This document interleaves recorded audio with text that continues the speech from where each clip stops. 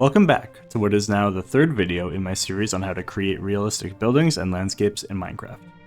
At this point, you're probably wondering when we'll get around to actually placing blocks in game, and I'm pleased to say that we'll be doing some of that in this video.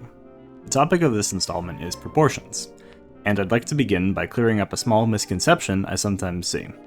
In the previous video, we discussed scale, which for our purposes is the mathematical relationship between the size of some reference and the size of some model. Proportions, on the other hand, is the relationship between the different parts of the same object, so both of our reference and our model will have sets of proportions. By replicating the proportions of a real structure in our build, we'll get a result that appears beautiful and evokes the familiarity of something that could exist in the real world. But let's take a step back and figure out how we can practically apply proportions in our Minecraft build. If you've been following this video series up to this point, you should have a rough map, like the one here, imported into the game. This only gives us the lengths of each side, but not the height of the walls, placement of the windows and doors, and the shape of the roof. So figuring all that out is going to be our next step. I'm going to begin by trying to work out the proportions of the main facade of this house. It's the most detailed side and is facing the main street. I'm fortunate enough to have a reference for this side already, which I've brought into GIMP. But sometimes we only have Google to work from, so I'll also show how to use that to our advantage. The first trick is to use the elevation tool in Google Earth. By dragging our cursor over the ground next to the building, and then onto the roof, we can take the difference of the reported heights to see the height of the building. In our case, it appears to be 18 and 32 meters above sea level, so our building is about 14 meters tall. If we use the measure tool, we can check the width, and we see that the side is also 14 meters wide. We will return to these measurements in a moment.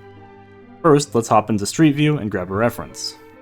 Unfortunately, there's a big tree blocking this house, but I was able to find an unobstructed view further down the street. We can bring this into GIMP.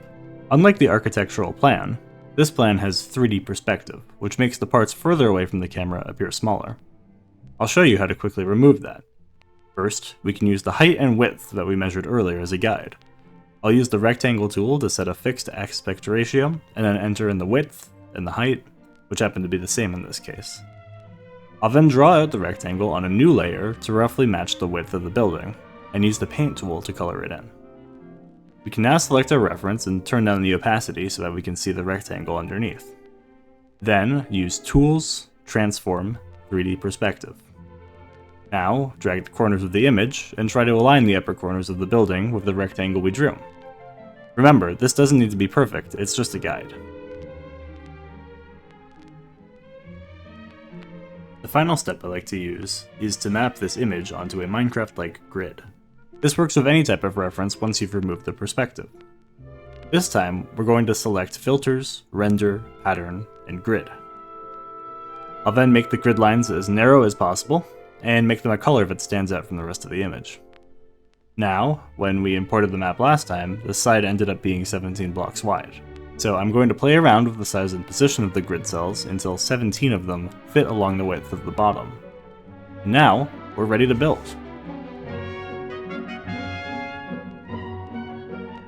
I'm letting the building process play out quickly here, as nothing I'm doing is very complex.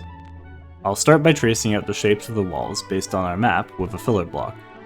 Then I use the Fairy Stack command to quickly bring the walls up to the correct height. Then I mark out the locations of important details using our gridded reference as an exact guide. I punch out holes for windows and doors, and use a different block to show where the architectural details like coins and string courses are. While I'm not adding any details yet, I do use wall blocks and slabs in a few places where it looks like something should only occupy about half of a block. Lastly, it's time to add the roof. On a small building like this, it might be pretty easy to add the roof by eye, but let me show you a more precise method that's also very fast for large or oddly sloping roofs. First, I add a block at the bottom corners of the roof. Then, using Google Earth, or our facade reference, I can see that the peak of the roof should be 3 meters above the lowest parts. Don't forget to scale this number accordingly. I'll add 2 more blocks where the corners of the peak should be. Then I'm going to go back through and add a block a few blocks beneath each of the corners I've added to add some thickness. Finally, I'll use the Cell Convex command to enter the convex selection mode. I'll add each block to my selection by left-clicking the first one and right-clicking all of the subsequent ones. Then, all I need to do is run the faces command, and our roof is in place. Now you should begin to see that our vision is coming to life in-game, even with just the basic proportions in place. In the next episode, we'll cover how to add details and make this build start to really pop. Thank you so much for watching. If you found this series helpful or interesting so far, I'd really appreciate you showing support by liking, subscribing, or sharing with a friend. I hope to catch you in the next installment.